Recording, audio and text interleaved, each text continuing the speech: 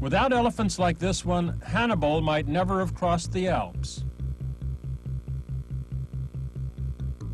Without horses, Custer might have missed his last stand. Without camels, Lawrence of Arabia might have been just another guy named Larry.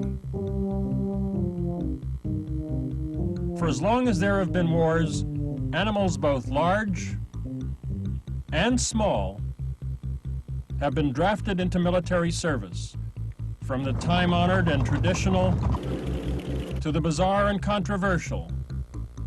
Humans have found a variety of uses for animals in the service of the military.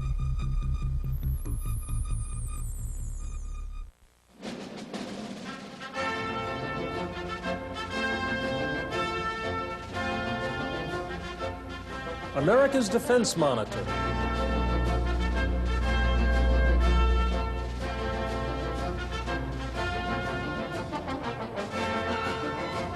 A weekly program on the military and international affairs that affect you, your family, and people throughout the world.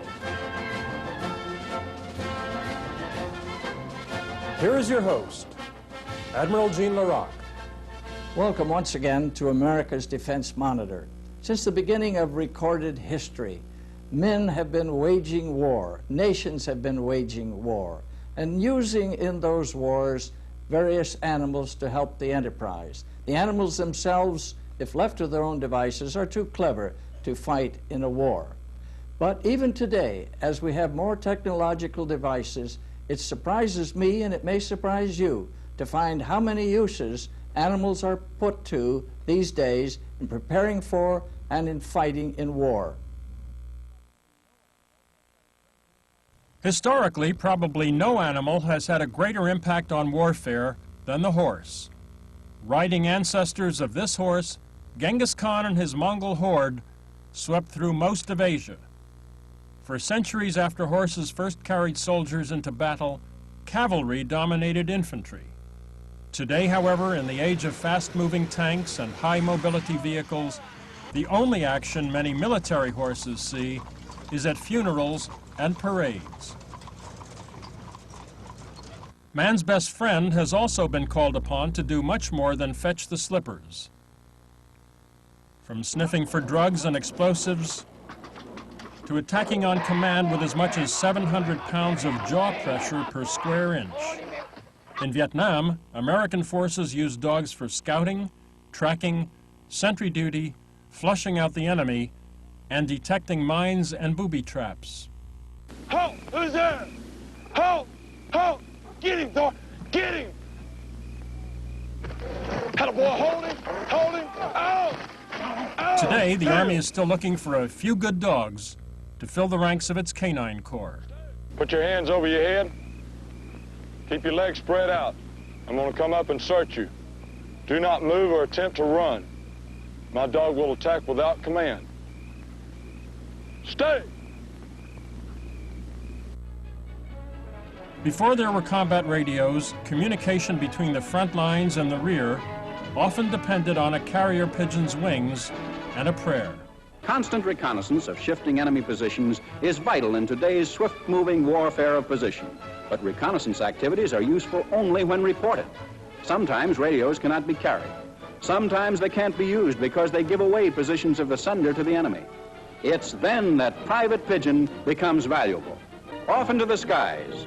The worst weather will seldom stop the pigeon's straight, swift flight to his loft.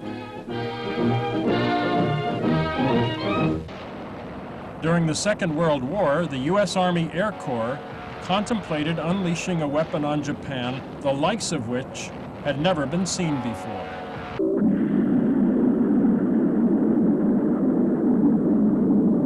No, not this weapon, but this one. Bats, thousands of them, each attached to an incendiary bomb. Had the United States released these Kamikaze Bats, they would easily have ranked among the most bizarre weapons ever. Still, the competition would be stiff.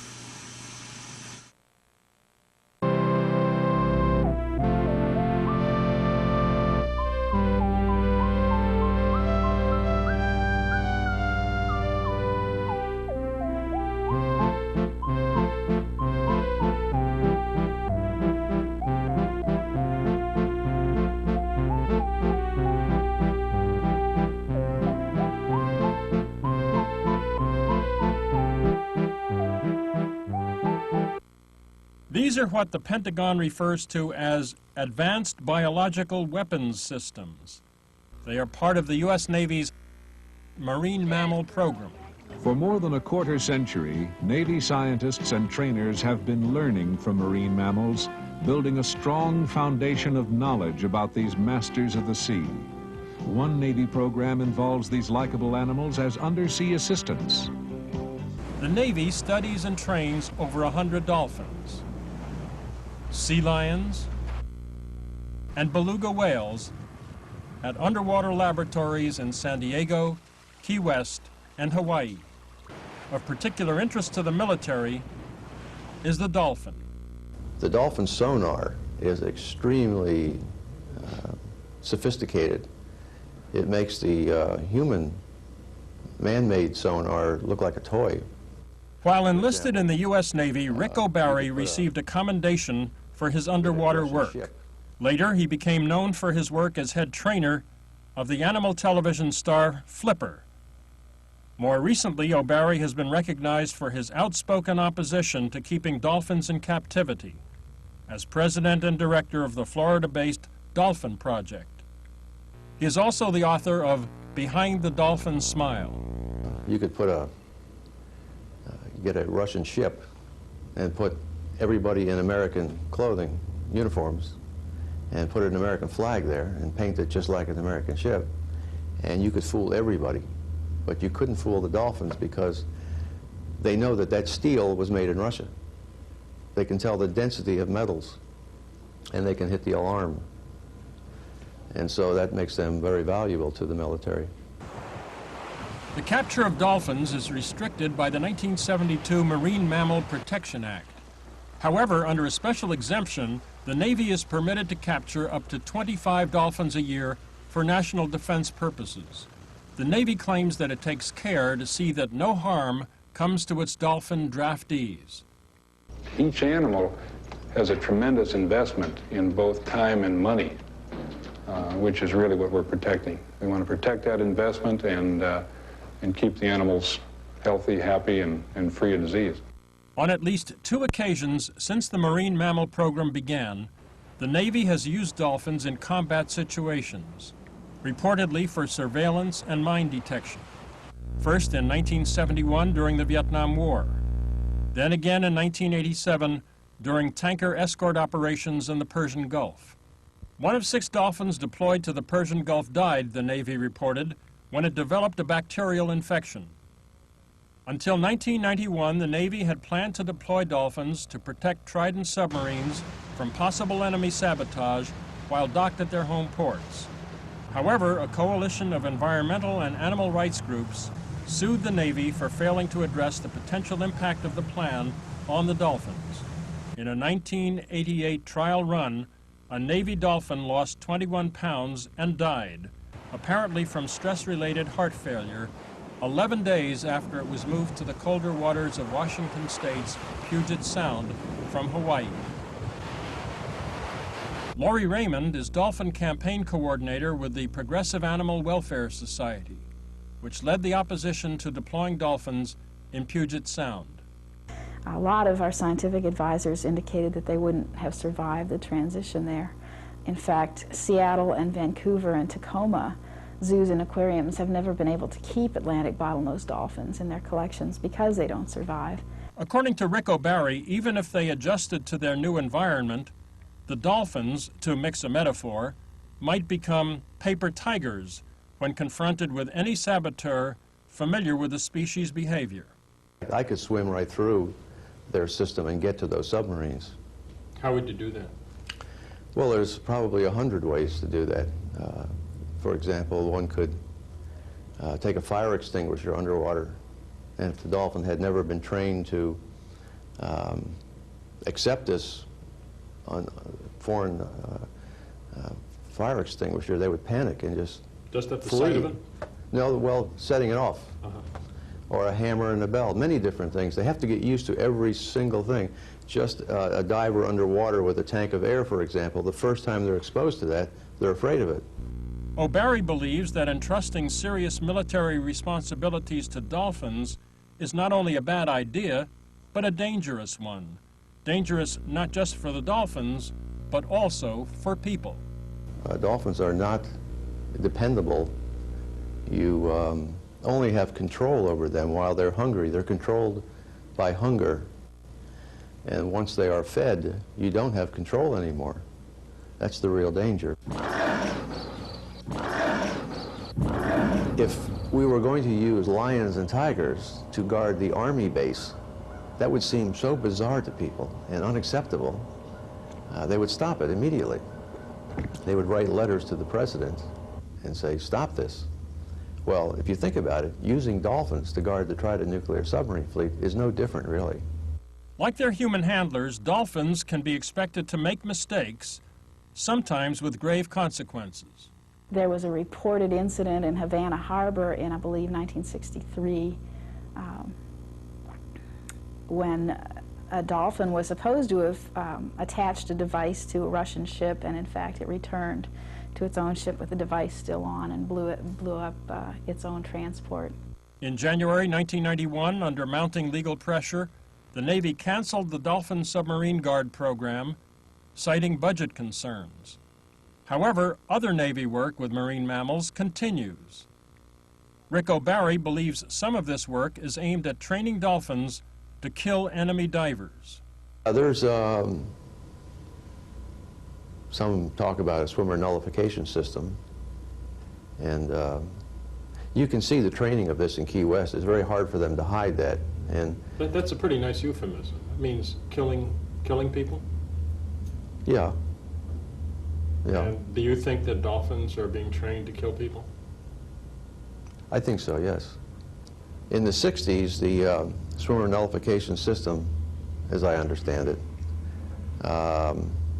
involved an injection system of CO2. It sends a blast of CO2 into the body cavity and will literally shove your insides out your mouth and your rectum. Additional details about the Navy's marine mammal program were alleged by former Navy trainers who went public with stories of overzealous training and mishandling of animals. Among them was a dolphin trainer who worked in the program from 1984 to 1989. He reported incidents of abuse that he had witnessed over the years working for CECO, which is the subcontracting training outfit for the Navy, where animals were starved, kicked, hit with bucket lids, put in a pen where they could see other animals being fed and not being fed themselves. The Navy denies that its trainers mistreat animals. Navy trainers use food reward to train all of our marine mammals. No punishment is used. In fact, it's Navy policy that we carry on no experiments that are harmful to the animals. The Federal Marine Mammal Commission appointed a review team to investigate the allegations of abuse. In February 1989, it released its findings, which for the most part awarded the Navy a clean bill of health. The review team found the allegations to be substantively lacking. The Navy, meanwhile, maintains that its undersea partners live long and comfortable lives. These undersea partners get the best of care, a proper diet, and excellent medical attention from Navy veterinarians. As a result, their life expectancy is longer than would be the case if they were in the wild. Nevertheless, the Navy has a long way to go before it persuades Rick O'Barry that America's dolphin draftees are anywhere near as happy as the Navy would have us believe. All of these Navy dolphins spend their life in a 24 by 24 foot space. We're talking about an 8-foot dolphin, perhaps. It can go 3 times its body length and its world ends. That's abusive, even if they don't do anything with them. Just to have them in that space is abusive. America's Defense Monitor wanted to talk with the Navy. It is the Navy's policy, however, not to discuss specific details of its marine mammal program, other than to say that it uses its animals in underwater surveillance and to locate, mark, and retrieve objects.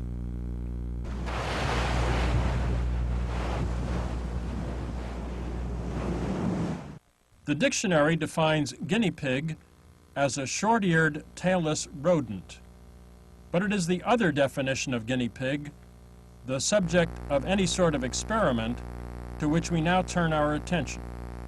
Over the years, as human beings have striven to perfect the means of warfare, a lot of animals besides short-eared, tailless rodents have been subjects in military experiments.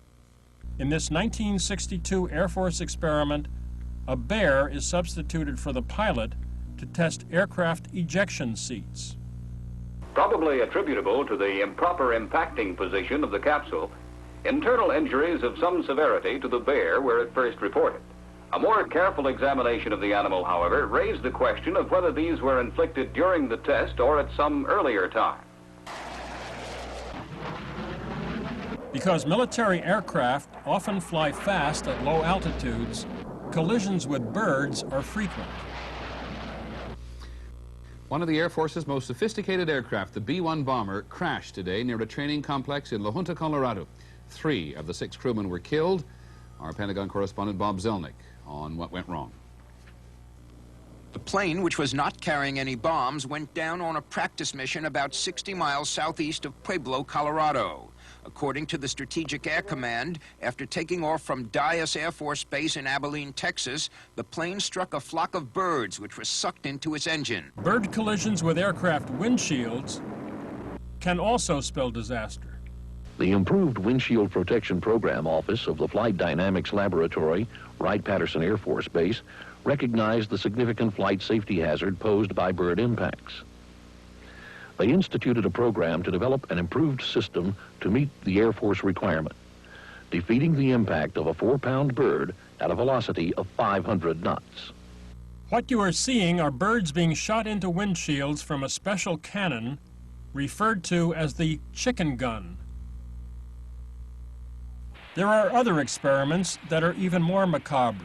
Fortunately for the birds, they were already dead before they hit the windshield. But that was not the case for the pig in this 1959 Army experiment on Burns.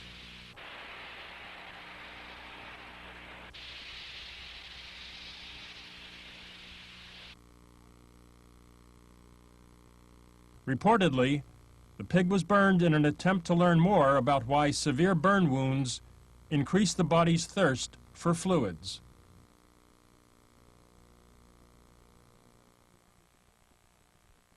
In 1990, the Army canceled plans to test a new bone grafting compound.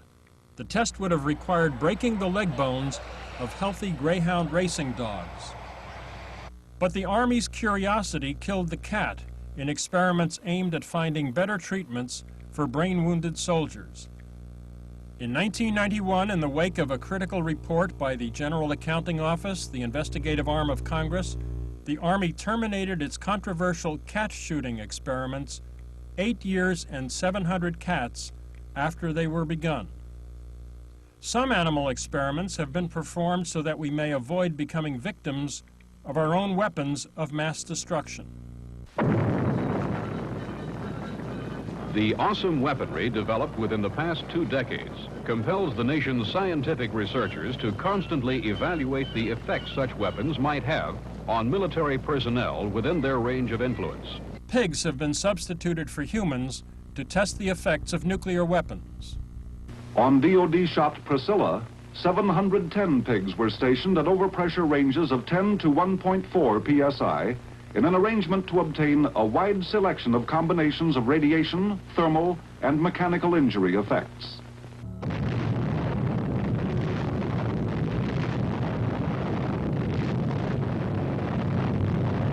The mortality rate, nearly 100%, can be applied to man. For these descendants of Noah's Ark, being herded onto a boat meant something other than salvation. It meant a one-way trip to ground zero. Animals of many kinds are shipped aboard the target vessels to serve as proxies for human crews in man's endeavor to discover measures to counteract the deadly results of nuclear fission. Biological agents and chemical weapons have also been tested on animals. Here in the flight chamber, we expose the subject to the effects of an atomic blast. Now, what what you're going to see is a typical exposure run, which will measure the performance decrement to the subject after an ionizing radiation insult. These scenes are from the 1987 film Project X.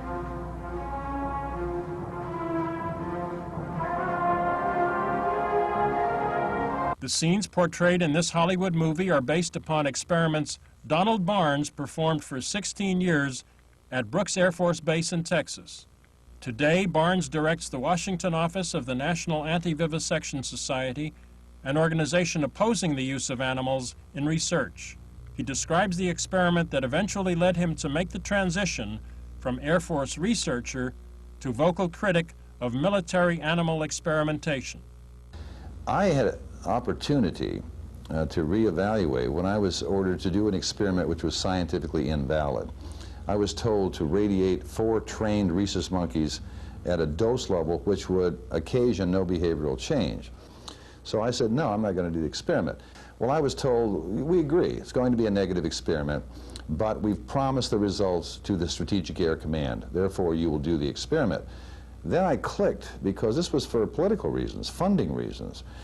Our funding base was predicated upon our ability to at least promise data to an operational command. Through the years, the Air Force has defended experiments like these in order to learn more about the effects on pilots of flying through radioactive environments.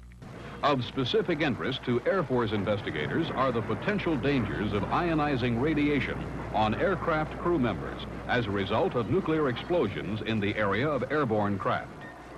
According to Barnes, animal experiments conducted for purposes such as this, experiments he performed for the Air Force, are pointless. They have no relevance to any military or, for that matter, human situation.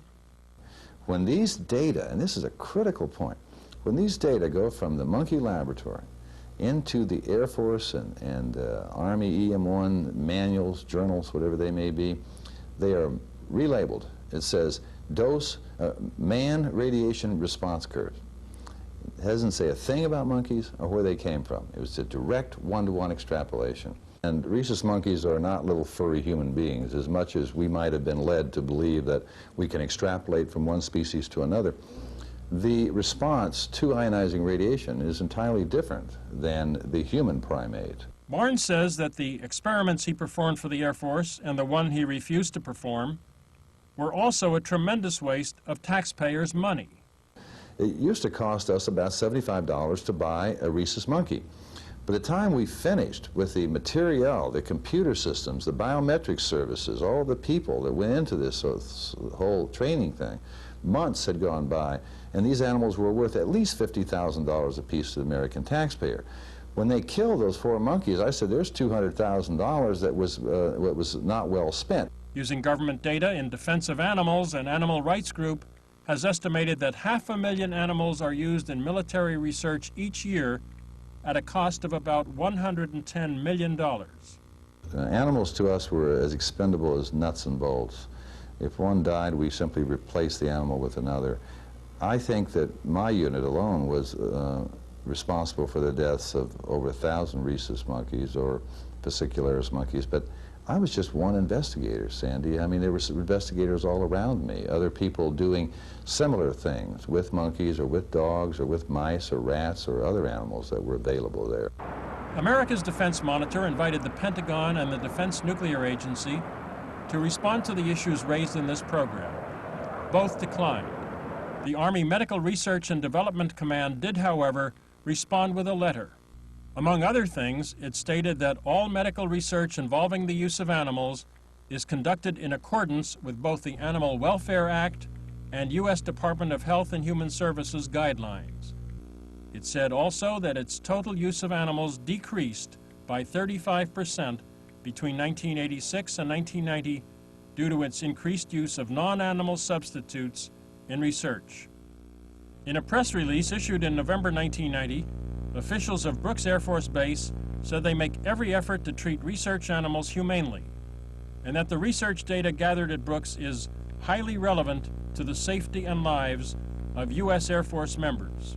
Now, I don't want to suggest that people are out there fraudulently thinking up experiments and doing these. People have been, as I was, conditioned to believe that the only way to gain these data is to use non-human animals, and that it is a legitimate and reasonable scientific pursuit.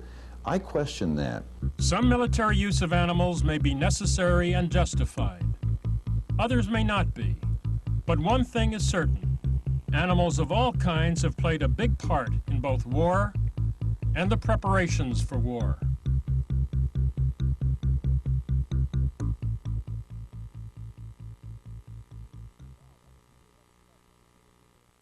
Wow, that was pretty rough stuff, I'm sure you will agree. A lot rougher than I thought it would be. When I was a young man preparing to be an officer in the United States Cavalry, I thought it would be fun to dash off to battle on a horse. I never once considered what the horse might think of this whole operation.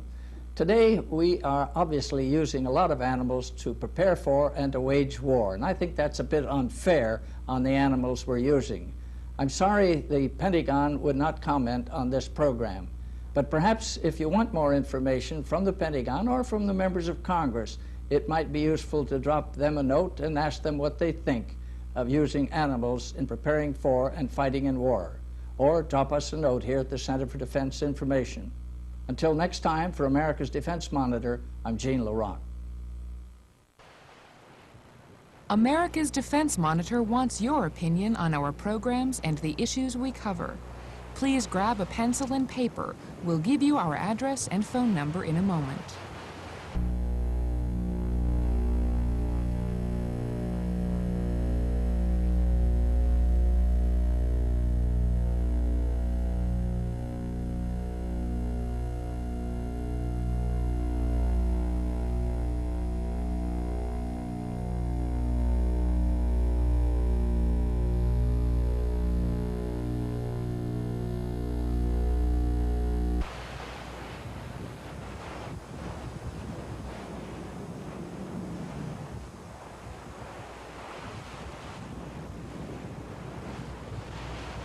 To give us your comments, order video cassettes or transcripts, or for more information, contact America's Defense Monitor at CDI, 1500 Massachusetts Avenue Northwest, Washington, D.C. 20005, or call 202-862-0700.